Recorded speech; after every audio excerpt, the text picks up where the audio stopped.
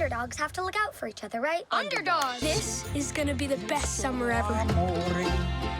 But there's just one thing. Whoa.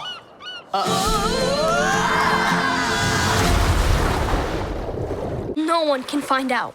What's going on, everybody? Welcome to the Gedunk. Today we're going to be talking about Disney's Luca. That's right, Josh. Luca's Disney's new feel-good movie about sea monsters. Is this movie going to be the catch of the year for Disney's kids' movies, or is it going to be like a fish flopping out of the water? Stick around, because we're about to find out.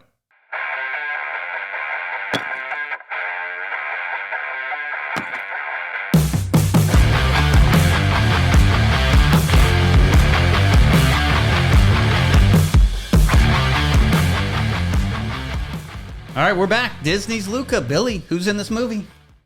You don't know, do you? No, I don't know, because it's a whole bunch of kids.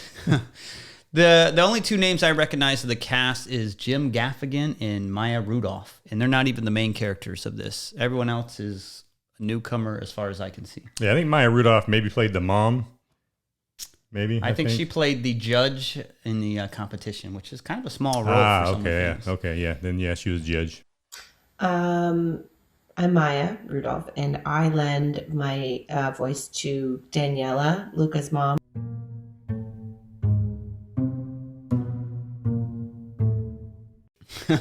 Now, what do you think of this movie? What's it about? So it was different, you know. So this movie is about, you know, when you look at when you watch the preview, you don't think it's going to be about sea monsters because it shows the kids having a good time on the Vespa riding around and all that stuff. So when it starts out, it kind of throws you off because it starts out underwater. Yeah, I saw the thumbnail and everything, and I didn't look too much into this movie, so I thought it was like just three kids having an adventure, and it starts off with the water and sea monsters, and I'm like, what's all this? Right, what is this? Where are the kids at? Right, exactly. Well, then you hear the mom call the sea monster Luca, and you're like, whoa, so Luca's a sea monster? Like, so it totally left you, for me anyway, left me like completely unexpected of, okay, well, I didn't even see this coming.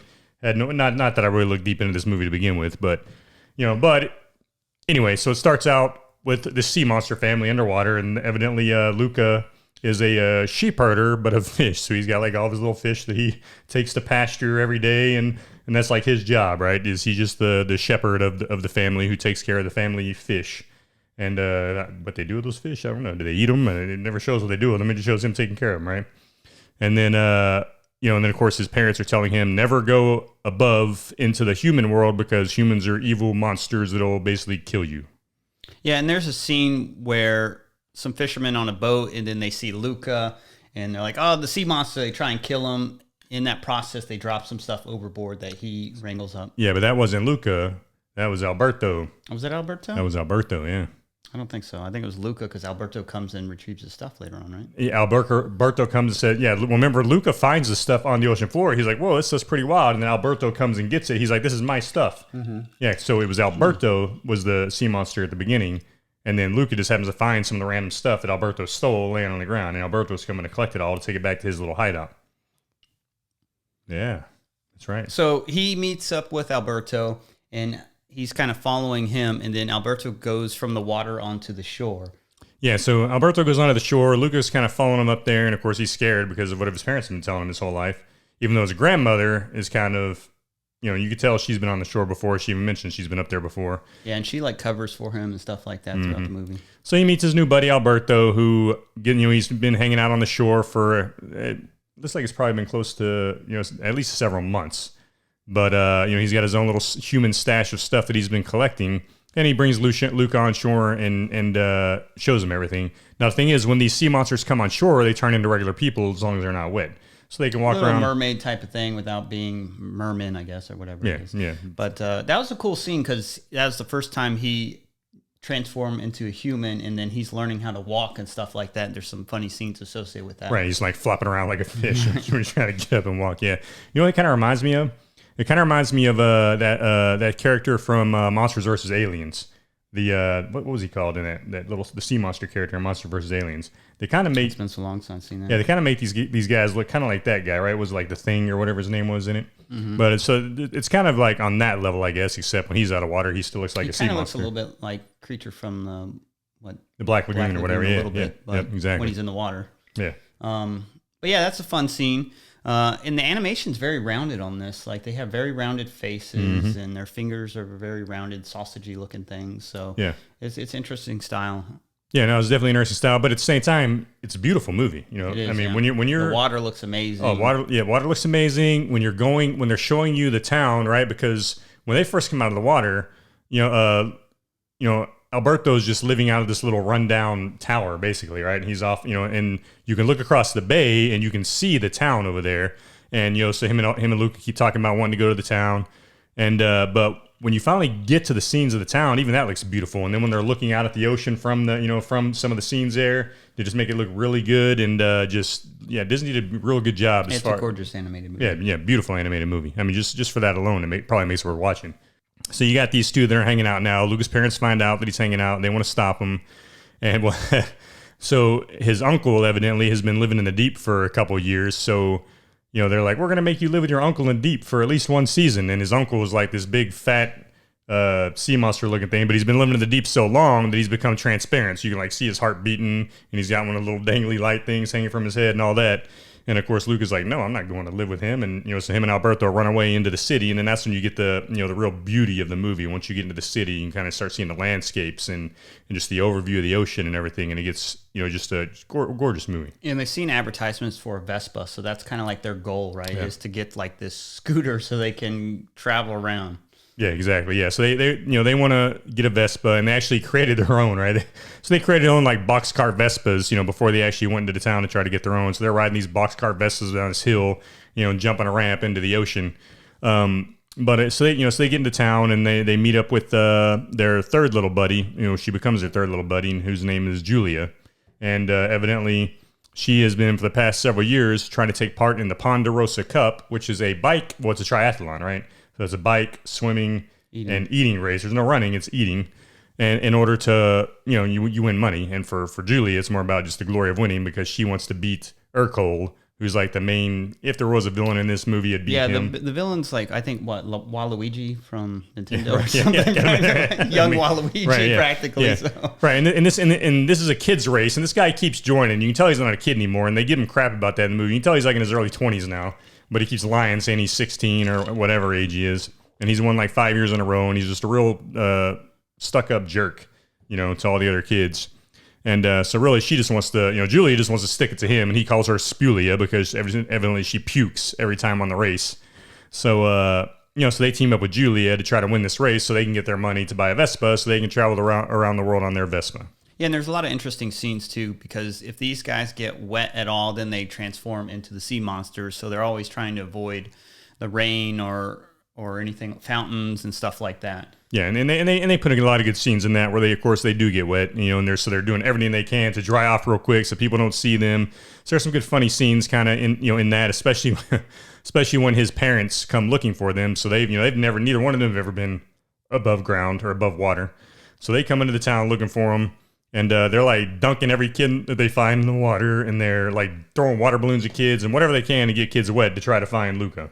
Yeah, those are some funny scenes. The parents are just splashing everybody in creative ways, trying to figure out who's their son, because they don't even know what he looks like because they're used to seeing him as a sea monster. So they've never seen him as a human, so they're trying to figure out which one of these kids could be him. Right. Oh, and speaking of sea monsters, so this whole town evidently is known for its sea monster catching, right? Like they hate sea monsters. Like there's statues up and pictures and paintings up all over town of brave men throughout the years, killing sea monsters and wrangling them in. So, of course, as Luca and his buddy are walking around, they're like seeing all this stuff. And Luca's freaking out, like, holy cow, man, these guys, they knew what we were. They'd kill us. And so, just knowing that and knowing that you got these two kid sea monsters walking around through there, it's just kind of a funny thing in itself. And then, they befriend, like I said, they befriend Julia, whose father is one of these brave sea monster catchers, and he's also a fishmonger. And so... He's got one arm, and he looks very big and menacing and always carrying around knives. Yeah, he's like the biggest guy in the town by far. He's like 2 or 3 times the size of anybody else in the town. And, so the father kind of takes them in as kind of orphan-ish, lets him live with them as they're training with his daughter to, for this triathlon race. Well, he lets them live in the treehouse. I don't know if that's really letting them live with them too much, but he creates a bond with some of the kids. He takes them out fishing, and they're, of course, since they're sea monsters, they know where all the good fish and stuff are, which is kind of interesting scene. Like, you don't know if like they're betraying part of like their own or what going on there. Right, so. Because they're leading him to all the fish, and they're like fish shepherds, right? So yeah, that was kind of weird. I was thinking the same thing when I saw that. But they didn't delve too much into that, so. No, they didn't. Luca and Julia start getting close, and you can tell Alberto's getting jealous about it, right? Because Luca's his buddy, and now he's got to share his buddy with this girl who's kind of stealing his buddy away from him. Yeah, Luca kind of wants to learn more about the human world and what that has to offer. Yeah. And Alberto's like, no, we don't need to learn any of that. We're just here to, win this race. We can get our Vespa and travel the world ourselves. And Luca's like, well, no, Julia's teaching me stuff about astronomy and all this other stuff, and I want to know what this school is that she goes to. So it's like, Alberto feels that, Julia's, stealing his best friend away from him. So Alberto, in order to show Julia what they are, to prove a point to Luca that, look, she's going to freak out when we're sea monsters, he turns into a sea monster. Then, of course, Luca's like, oh, sea monster, and like calls his buddy out instead of protecting him. So they have a little falling out. Of course, Luca goes back and apologizes. Julia finds out Luca's a sea monster. And then they get to the race. So they're racing, their big mission is to beat Air Cold, the 22-year-old who's pretending to be 15 or whatever. And and win this race so they can get their Vespa. So how do you think this stacks up to other animated movies? I liked it. I mean, what do you think is probably a little bit better and maybe worse than this? I'd say the Toy Story series is probably a little better. I mean, I enjoyed a lot of those movies. But I'm not going to say this is not as good because it's different, right? It's a completely different story. And I like what Disney Pixar did with it. And I think it's probably up there with some of their better films. You know what I mean? It's kind of Moana-ish too. It's got kind of that feel to it. So it was definitely a pretty good movie, I thought. It's right up there with some of the other top ones. I think Pixar did a good job with this movie. I think, I'm not well, until the end. I thought the end was a little off, The end felt a little rushed, too. Yeah, the end was very rushed. So at the end of the movie, and we've already given away enough spoilers anyway, I might as well tell you the end of it. But so at the end of the movie, when, like I said, they're in the race, it starts raining, and then everybody finds out they're fish people. I mean, you kind of know this is going to happen anyway. Exactly. Exactly. At some point, the humans are going to find out. So. But again, they live in a town that for centuries has been known for hunting sea monsters. And all of a sudden, they get, their cover's blown, the town knows they're sea monsters, and Julia's dad stands up for them, and everybody's like, oh, okay, hugs, I mean, it's just like that, and they're like, we're cool with these. We're cool with this. You're sea monsters. And then, of course, so then two old ladies who have been living in the town for years drop their umbrellas, and they get wet, and they turn into sea monsters too. So they're like, oh, these two have been living with us. But you were kind of expecting there to be more at that point, right? You think there would have been at least 30 or 40 people who dropped their umbrellas and said, oh, hey, look, we've got a lot of sea monsters who are living among us, and we didn't even know it. But it wasn't. It was just two old ladies. So I thought that was kind of off. I think they should have had more people drop their umbrellas and show that, we're sea monsters too, if they were going to use that aspect, which they did. And the fact that, the community just accepted them with open arms in like 2 seconds was definitely kind of off. Yeah, and you dismiss this because this is a kid's movie, but this to me is where movies like Toy Story are elevated above this because they don't resort to that and go, oh, it's a kid's movie, so you can give us a pass on some things. I think that stays pretty strong story-wise all throughout. For me. Yeah, the stories progress the proper way, you would think, not just a quick all of a sudden, oh, bam, okay, everything's cool. But this was a fun movie. I liked it better than Onward, not as good as Toy Story. My top one is probably Shrek 2's up there. I mean, some of the other Shrek movies, this is definitely better than Shrek 3 to me. But it's good. It's definitely in the top half of animated movies. Yeah, and especially trying to look at it from a kid's perspective, right? Because this is a kid's movie. So looking at it from a kid's perspective, it's got your good characters and it's got your bad character, but they're not too bad, right? He's just a big jerk. And, there's not really any foul language or any of that. And there's, you got your feel good story behind it. You got your feel good ending. And so for an actual kid's film that was pretty much strictly a kid's film, I mean, adults will enjoy it. We enjoyed it. But it's definitely one of those Disney movies where, Shrek had like adult innuendos and stuff, and some of those other ones did. This one, you really didn't have much of that. There really wasn't too much adult innuendos in this one, I didn't think. I think this is really more meant specifically to be a kid's movie. But like I said, adults will still enjoy it. And looking at it from a kid's perspective, I think most kids are going to love this movie. So where will you finally rate this movie? I'll give this movie, like I said, again, from a kid's perspective, I'd probably give it an 8. So I mean, I think it, like I said, it just had that feel good story to it. There wasn't, wasn't any real foul language in it. It wasn't a lot of the adult innuendos, and I think kids really enjoy this film. Yeah, I'm kind of torn. It's a good movie, so I recommend it. And looking at it also from a kid's perspective, I'd give it an 8 as well, but probably like a low 8 for me. So not quite as low as like justifying a 7. So yeah, I'm giving it an 8. Well, that's our review of Luca. We hope you guys enjoyed it. If you did, press like and subscribe, and we'll check you in the next review. All right, see you guys. Today we're going to be talking Luca. What say you, Billy? What say you, Billy boy? I gave the man a bailout. He's refusing to take it.